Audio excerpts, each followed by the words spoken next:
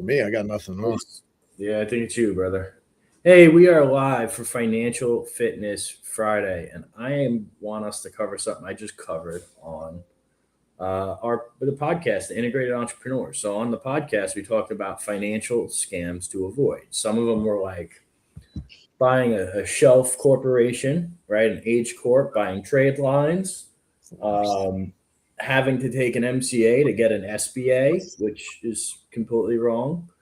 And so we went through like a laundry list of all these things. And one of the things that we touched on was debt settlement companies, right? And I want to explain to you why it's a scam.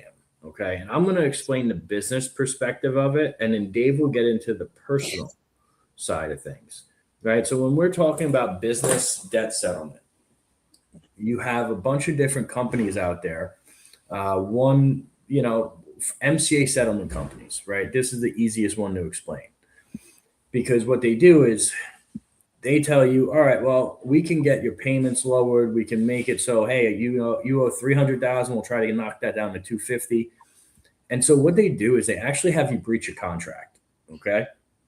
And so right away you're in the wrong, and then you start paying them instead of paying the cash advance companies, right? And then they call them up and they try to work something out. Here's the reality: the cash advance companies already know these companies. Okay, they don't work with them. They don't settle with them. The first thing they do is they sue you. Okay, and when they sue you, the debt settlement companies do not help you defend that. Okay, meaning they're not providing legal support. They're not giving you the attorney. So now you have to pay for an attorney.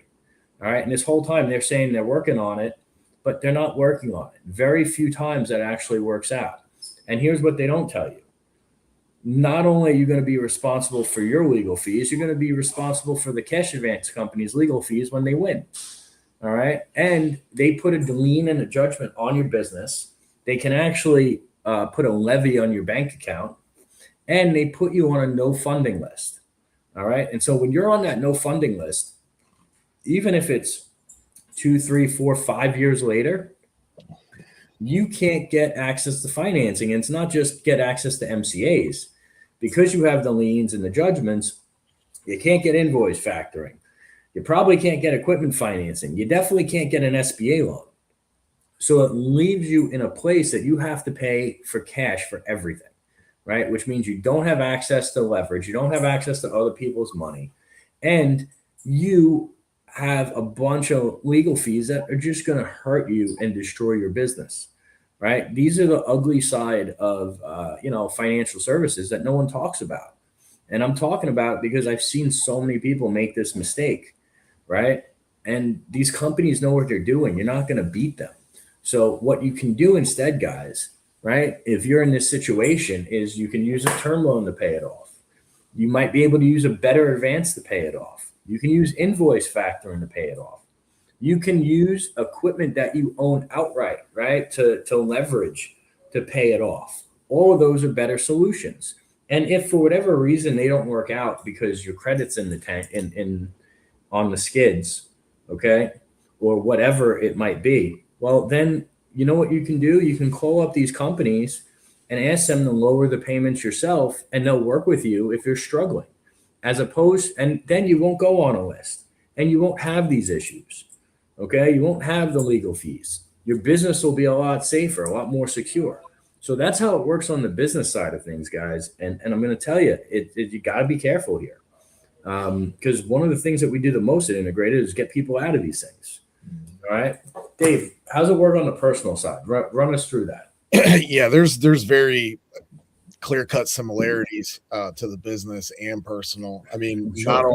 and I'm not sure if they do this with MCAs. I know most of that's all revenue-based stuff, but if they're putting a judgment, obviously, on the business or some type of UCC filing, I'm sure there's some personal guarantor, even the personal side, where you possibly, correct, should have a judgment from that MCA on your personal as well. Yeah. Well, depends on which company and what you sign. Okay. Yeah, how it's structured. Yeah. So, guys, on the personal side, I mean, remember, 99% of everything on the business side, you're also personal guarantoring.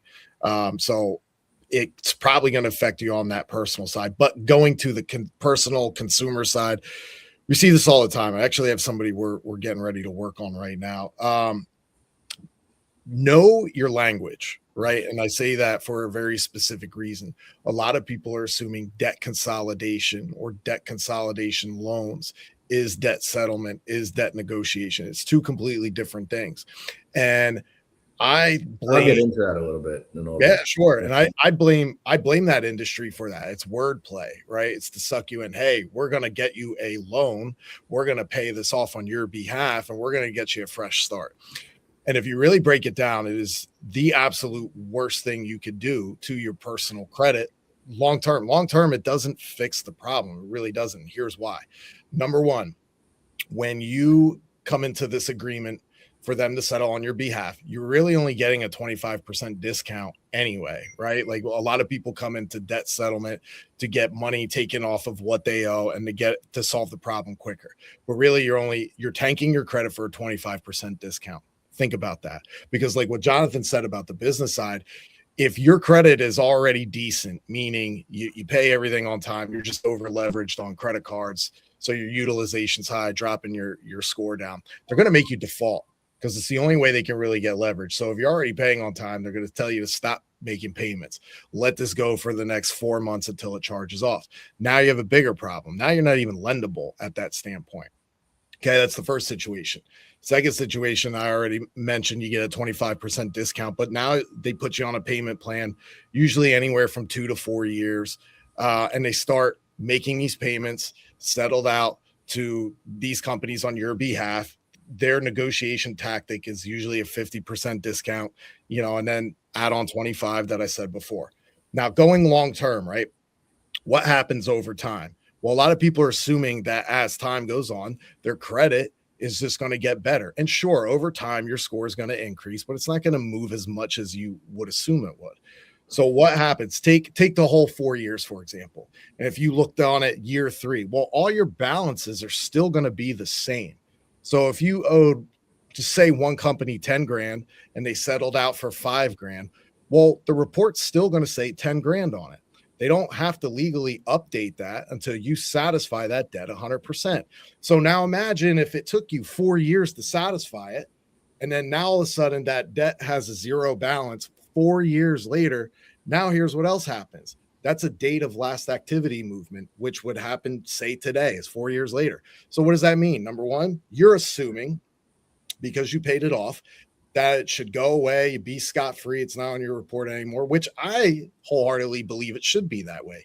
You satisfied the debt, right, wrong, or indifferent, settled out, good, it should be gone away. But now 4 years later, zeroed out, you just started the clock over, you have technically a brand new debt at $0, and you're starting that 7-year clock over again for that negative account. So now that account is going to be negatively on your report if you do nothing about it for 11 years. Okay. That's the stuff they don't talk about. So what also happens? Your score drops even more. So imagine you spent all this money on debt settlement for 4 years to not solve the problem and to have your score lowered and be in a worse situation. And I don't even know how the shit's legal, man, to be honest. The crazy thing is most of the companies that do this stuff are attorneys. Yep. Yeah, it's nuts, dude. So I'm glad you brought that up. Now let's talk about the right way on the credit card side, okay? If you're sitting there with a whole bunch of credit cards, we've gone over this before, but the fastest, easiest, quickest solution that's going to save you a bunch of money and lower your payments is if you can qualify for a term loan, you apply for a term loan, you get the term loan, you pay off all the cards. A term loan is just a personal loan. It goes out 3 to 5 years, has monthly payments and simple interest based on your credit. It's unsecured. It kind of reads on your credit like a car loan or an installment loan. So it does not negatively impact your credit. All right. Use that, pay off all the cards, get a lower payment. The interest stops compounding. You're good. You're out of that situation. Now, on the flip side, right? If you don't want to do that, what you can do is the waterfall method. And all that means is if you have 3 credit cards and each card has a different rate, highest, middle, lowest, okay, and together you're paying about $1,000 a month in payments. The goal is to try to get you to pay $1,500 a month in payments, and that extra $500 goes to the highest card first. Once that card is paid off, Then let's say that brings your total, what you would have to pay down to, I don't know, $700.